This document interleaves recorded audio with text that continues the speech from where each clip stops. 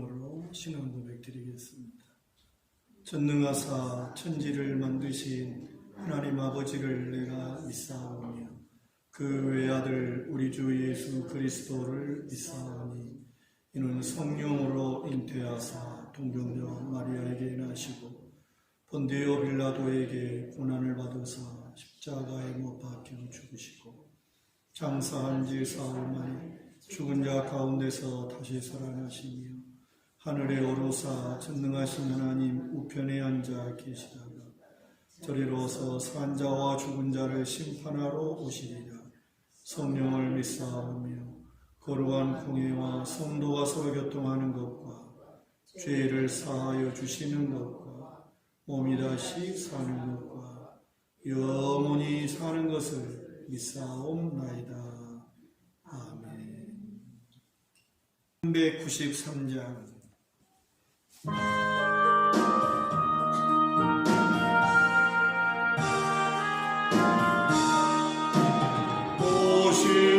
신실하신 내 아버지여 늘 함께 계시니 두려움없네.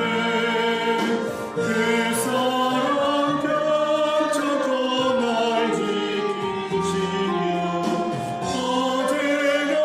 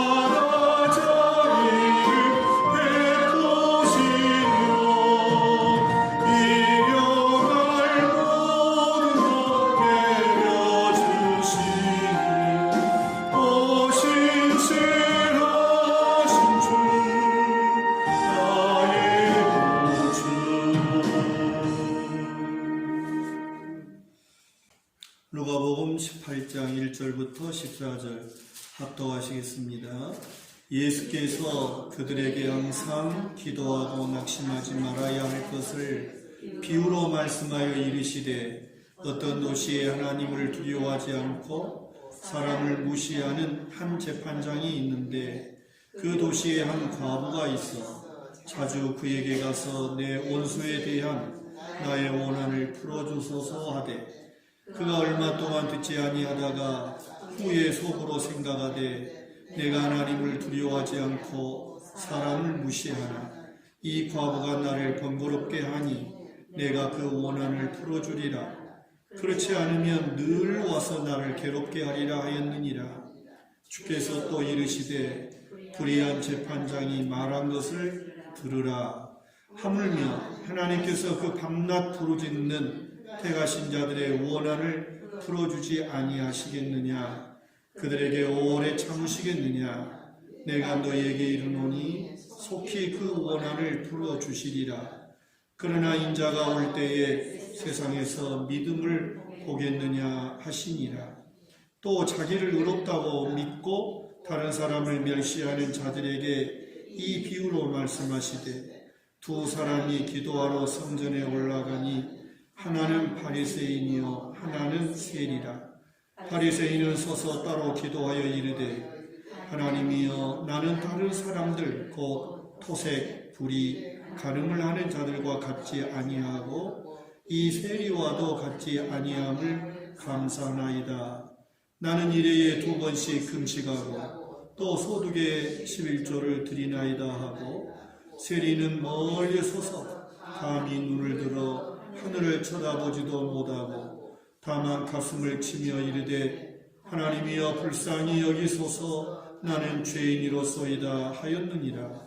내가 너희에게 이르노니 이에 저 바리새인이 아니고 이 사람이 의롭다 하심을 받고 그의 집으로 내려갔느니라.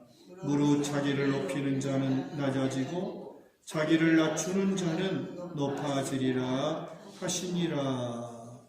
아멘.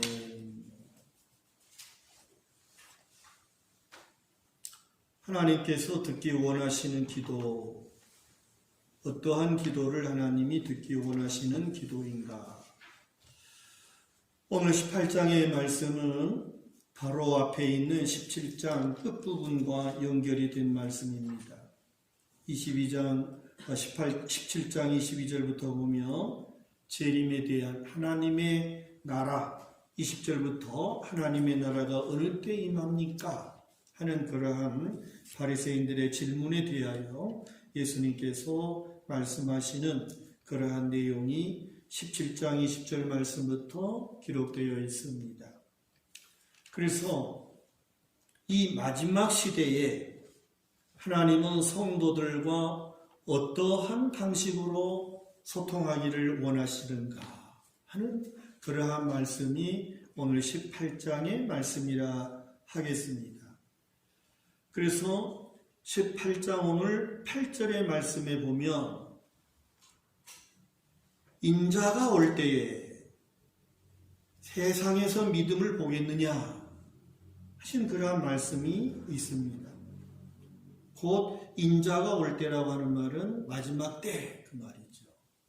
곧 17장 20절부터 기록되어 있는 마지막 때, 주님의 재림의 때, 하나님의 나라의 임하시는 그러한 때를 말씀하고 있다 하는 것이지요.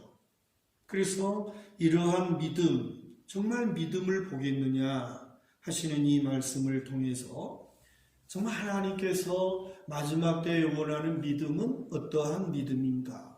그것을 가르쳐 주시는 말씀이 되겠습니다. 그 첫 번째는 과부의 기도하는 믿음을 가져야 된다는 것이죠. 과부와 같이 오늘 1절, 18장 1절 말씀부터 8절에 있는 그러한 말씀이지요. 1절 다시 보실까요? 예수께서 그들에게 항상 기도하고 낙심하지 말아야 할 것을 비유로 말씀하여 이르시되 이렇게 시작하십니다. 그래서 낙심하지 않고 지치지도 않고 신뢰 속에서 기도하는 자들을 하나님께서 마지막 때에 원하시는 그러한 믿음의 기도다 하는 것을 말씀하시고 있다는 것입니다.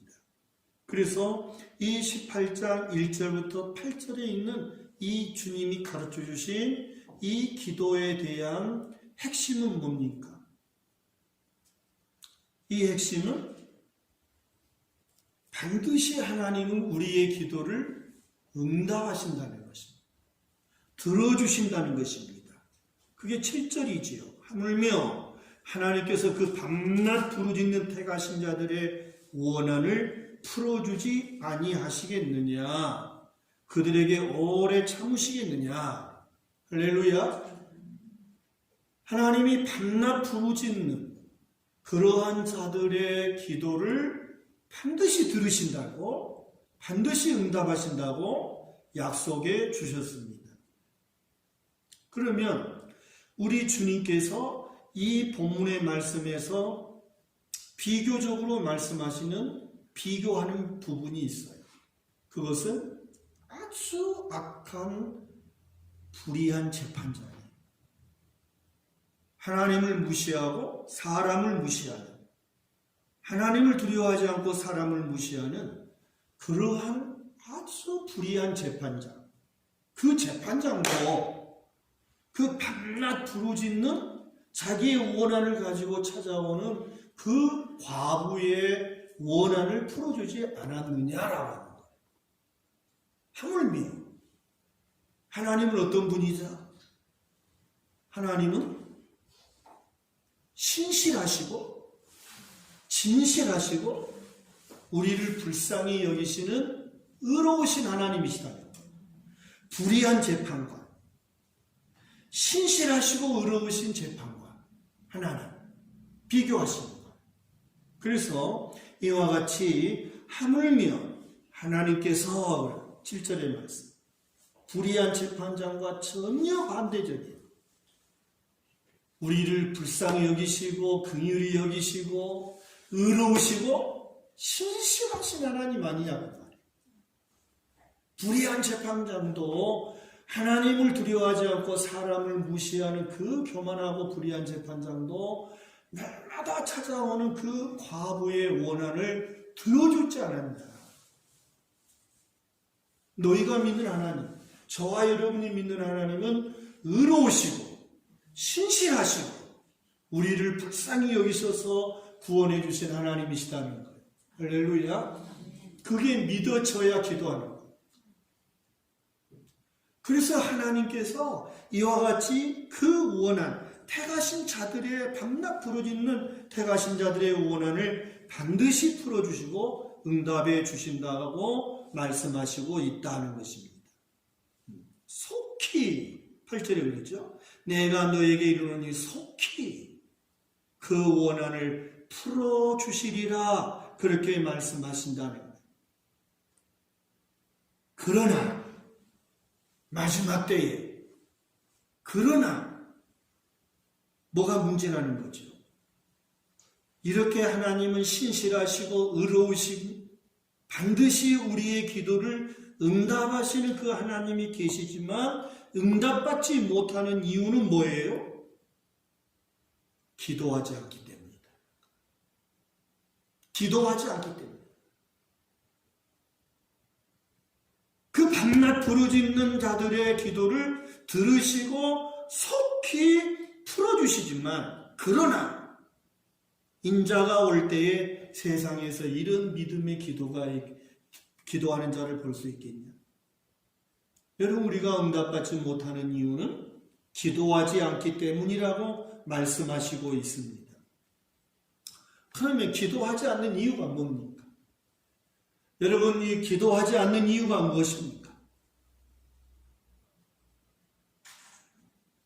그것은 본문의 말씀에서 분명히 보면 하나님의 신실하심, 하나님의 의로우심, 아니 그 하나님이 살아 계시다라고 하는, 하나님이 존재하고 계시다라고 하는 하나님께 대한 실존적인 그러한 믿음이 없기 때문이다. 하나님 계심을 믿습니까? 믿습니까? 입술로만이 아니라 정말 우리의 온 마음을 다해서 우리의 삶을 통해서 내가 하나님의 실존을 인정하고 그 하나님은 의로우시고 신실하시고 그 하나님은 나 같은 것을 사랑하시고 불쌍히 여겨서 구원해 주신 하나님, 그 하나님이 계시다는 것, 그걸 믿지 않기 때문에 기도하지 못하는 거예요. 하나님이 우리의 원한을 풀어주지 않겠느냐? 속히 풀어주시리라.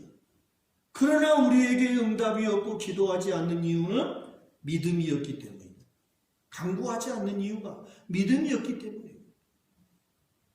하나님께서 실존적으로 계신다는 것, 눈에 보이지 않아 공기가 있듯이 지금 어두운 캄캄한 밤이지만 저 지구 반대쪽에는 태양이 있다는 것처럼 하나님이 계시다는 확실한 믿음의 그 하나님에 대한 신뢰하는 믿음이었기 때문이라.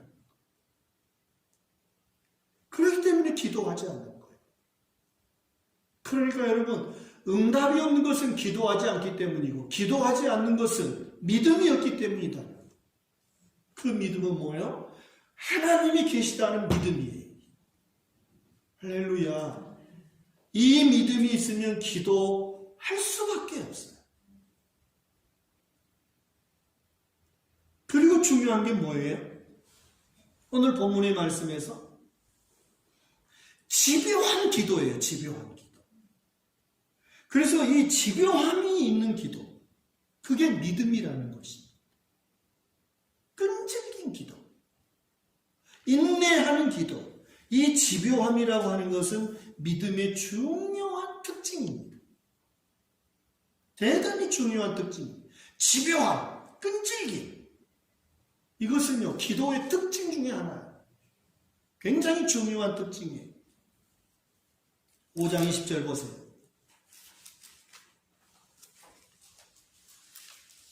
5장 20절. 예수께서 그들의 믿음을 보시고 이르시되 이 사람아 네 죄 사함을 받았느니라. 한 중풍병자를 네 사람이 들것에 메고 예수님 계신 곳으로 왔는데 사람들이 너무 많아 들어갈 수가 없어. 지붕 위에 올라가서 지붕을 뚫고 예수님 계신 곳으로 침대를 줄에 달아서 내렸어요. 여기서 예수님께서 그들의 믿음을 보시고, 여기서 믿음이라고 하는 것은 집요함이라는 거예요. 집요함, 인내함이라는 거예요. 집요함과 발상의 전환을 가르친다. 여러분, 이와 같은 믿음이 우리에게 있어요. 이런 집요함이 있어요. 이렇게 정말 집요함은 믿음의 중요한 특징이라 하는 것이 7장 9절입니다. 누가복음 7장 9절. 예수께서 들으시고 그를 놀랍게 여겨 돌이키사 따르는 무리에게 이르시되 내가 너에게 이르노니 이스라엘 중에서도 이만한 믿음은 만나보지 못하였노라. 누구에게? 백부장이 자기 하인의 병을 가지고 예수님께 찾아 나왔는데 주님이 그 집에 가려고 하니까 예수님 말씀만 하십시오. 그러면 내 하인이 나올 줄을 믿는다고 하는 확신으로 장애물을 극복하고 정말 하나님의 말씀에 대한 확신이죠. 그 집요함이, 말씀을 믿는 집요함, 이러한 믿음이 우리에게 있어야 된다고 하는 것을 가르쳐 주시는 그러한 말씀이에요. 7장 50절 보십시오. 7장 50절. 예수께서 여자에게 이르시되 내 믿음이 너를 구원하였으니 평안히 가라 하시니라. 여기서도 이 믿음은 집요함이에요. 혈류증을 앓은 여인이 예수님의 혈류증이 아니라 예수님 앞에 향유를 가지고 나와서 부어드렸죠. 이 여인은 엄청난 죄인이었어요. 정말 율법을 뛰어넘는 그러한 죄 사함의 확신을 가진 집요함이죠. 율법적으로는 죄인 취급받았고 가까이 해서는 안 될 부정한 여인이었어요. 그러나 그 율법을 뛰어넘는 집요한 믿음, 반드시 내 죄가 사함을 받을 것이라고 하는 확신이 집요함이죠. 이러한 이 믿음을 주님은 기뻐하셨다는 것을 분명히 말씀하고 있다는 것입니다. 8장 44절입니다. 44절 45절 예수의 뒤로 와서 그의 옷가에 손을 대니 혈류증이 즉시 그쳤더라. 예수께서 이르시되 내게 손을 댄 자가 누구냐 하시니 다 아니라 할 때에 베드로가 이르되 주여 무리가 몰려들어 미나이다. 여러분, 12의 혈류증 앓은 여인이 수많은 장애물을 헤치고 예수님의 옷자락을 붙잡고자 하는 주님의 옷에 손만 대도 나을 것이라고 하는 그 집요함을 가지고 역시 이 여자도 율법을 뛰어넘는 그러한 율법의 장애물을 뛰어넘는 끈질긴 믿음, 집요함의 믿음. 이 믿음이 12의 혈류증을 깨끗하게 고침을 받았다라고 주님은 말씀하고 있다는 거예요. 18장 42절을 또 보겠습니다. 18장 42절 예수께서 그에게 이르시되 보라 내 믿음이 너를 구원하였느니라 하시매 길가에 부고라는 날 때부터 소경된 자 예수님을 향하여 부르짖고 간구하는 집요함이 내 믿음이 너의 가짜란 그 끈질김이 곧 이 사람이 눈을 뜨게 되는 그러한 믿음의 역사였다라고 주님은 말씀하심을 우리에게 보여주십니다. 17장 5절로 6절에도 있어요. 17장 5절로 6절 사도들이 주께 여짜오되 우리에게 믿음을 더하소서 하니 주께서 이르시되 너희에게 겨자씨 하나 할 만한 믿음이 있었더라면 이 뽕나무더러 뿌리가 뽑혀 바다에 심기어라 하였을 것이요 그것이 너희에게 순종하였으리라. 몇 번까지 용서할까요? 70번씩 7번이라도 끈질긴 그러한 용서 그게 믿음이라는 거예요. 그렇게 주님이 용서할 수 있는 능력 그걸 말씀하시고 있고 그러면 또한 17장 19절 말씀에서도 그에게 이르시되 일어나 가라 내 믿음이 너를 구원하였느니라.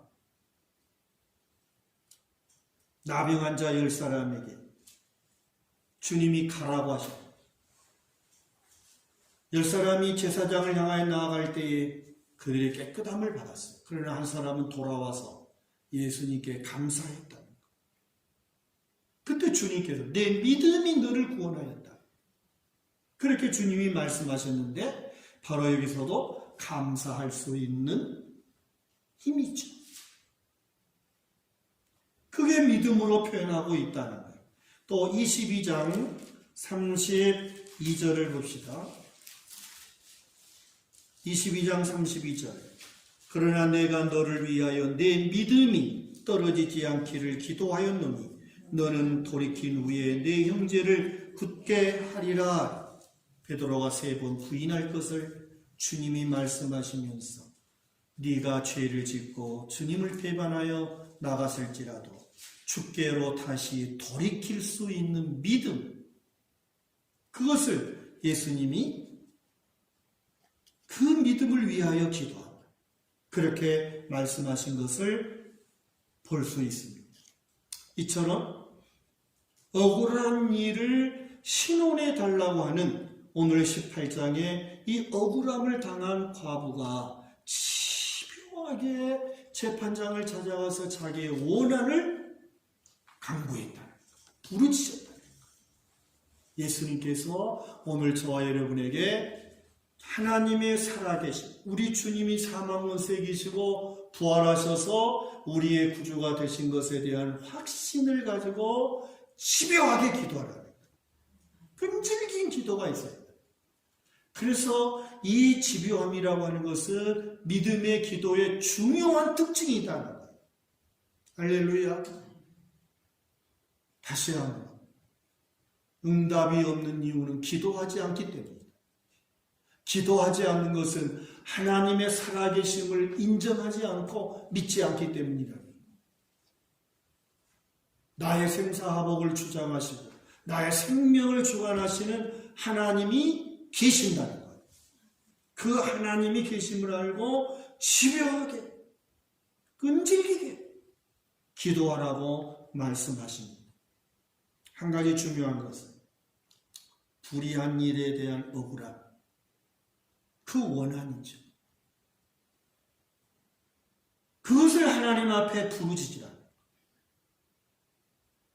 오늘 우리가 중요하게 생각해야 할 것은 정말 성도를 신원해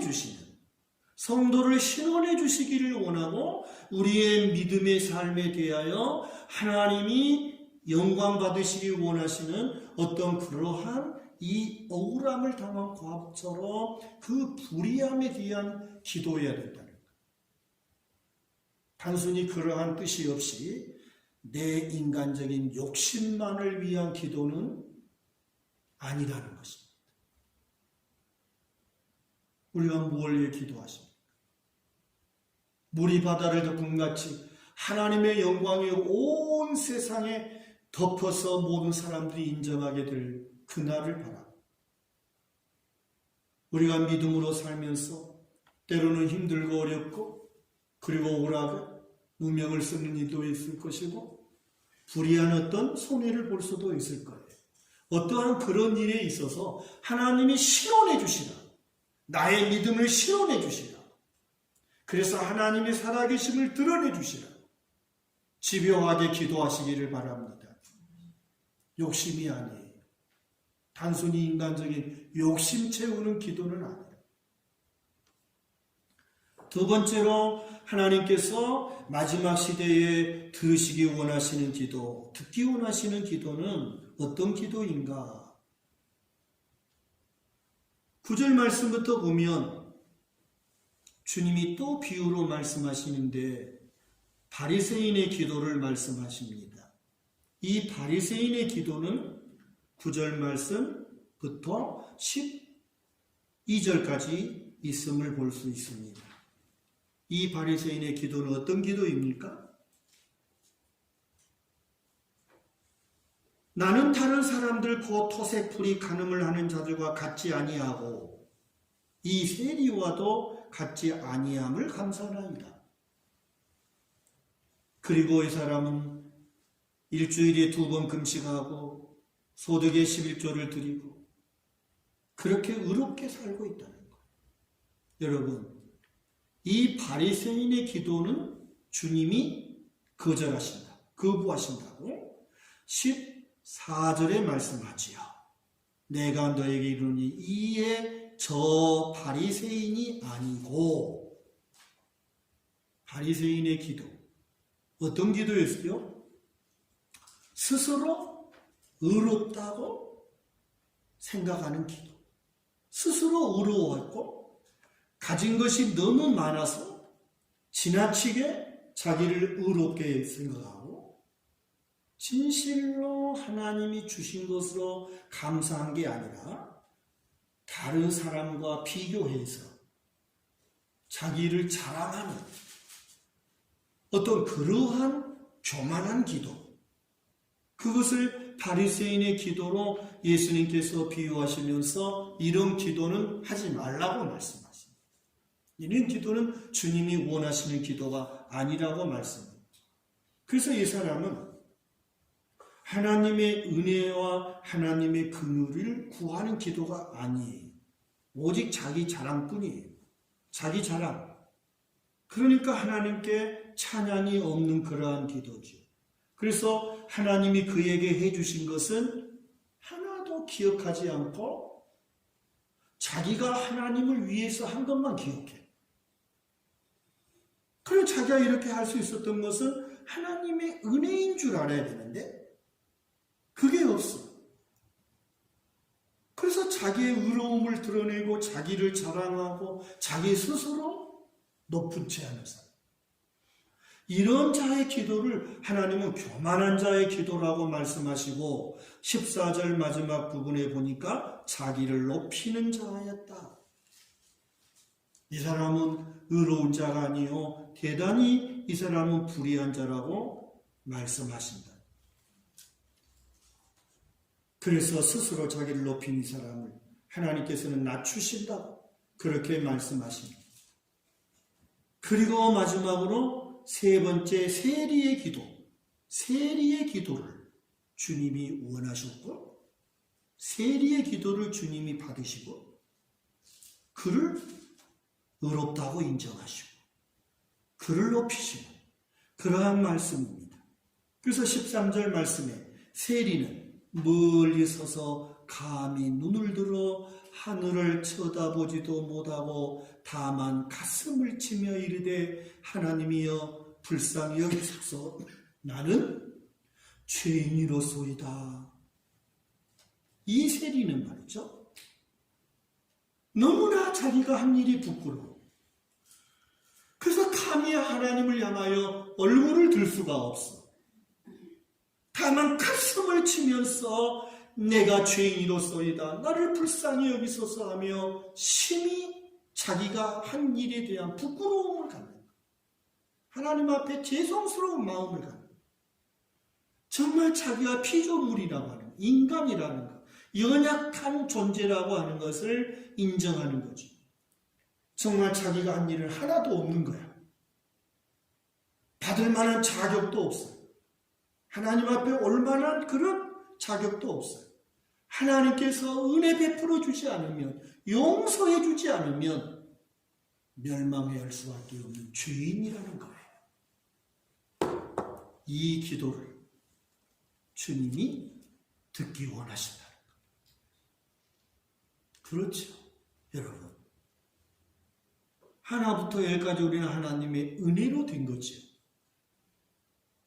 내가 어려워서, 내가 잘나서 저 토색 둘이 간음을 하는 자들과 같지 아니야. 그게 아니죠. 하나님이 붙들어 주신 은혜죠. 하나님께서 하나님의 백성으로 태어나게 하시고 그러한 베풀어 주신 은혜에 대한 감사죠. 세리의 기도. 정말 자신이 한 일은 하나도 없어요. 오로지 하나님이 베풀어 주신 은혜뿐이에요. 자기가 한 일이 하나님을 참 아프게 했던 그러한 일들밖에 없어요. 그래서 이 세리는 정말 하늘을 향하여 얼굴을 들지 못하고 가슴을 치며 내가 죄인입니다. 인간입니다. 참 연약한 존재입니다. 해서는 안 되는 일만 기억나고 정말 하나님 앞에 너무나도 죄송한 마음. 그래서 하나님 나 같은 것을 불쌍히 여겨주십시오. 자비를 구하죠. 용서를 구하죠. 이러한 이 기도를 주님이 듣기 원하시는 그런 마지막 때의 기도다 하는 것을 말씀해 주십니다. 오늘 세 가지의 종류, 과부의 기도, 바리새인의 기도, 세리의 기도를 통하여 마지막 시대에 하나님이 듣기 원하시는 기도는 어떤 기도인가? 주님께서 마지막 때에 듣고 싶어하는 기도는 어떤 기도입니까?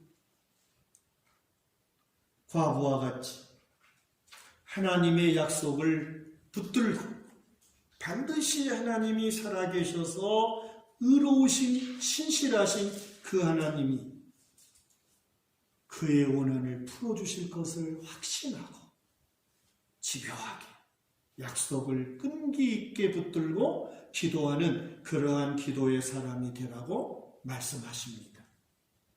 진실 하나님의 살아계신 그 은혜를 내가 받아들이고 세리와 같이 나의 필요성을 인정하셔야 돼.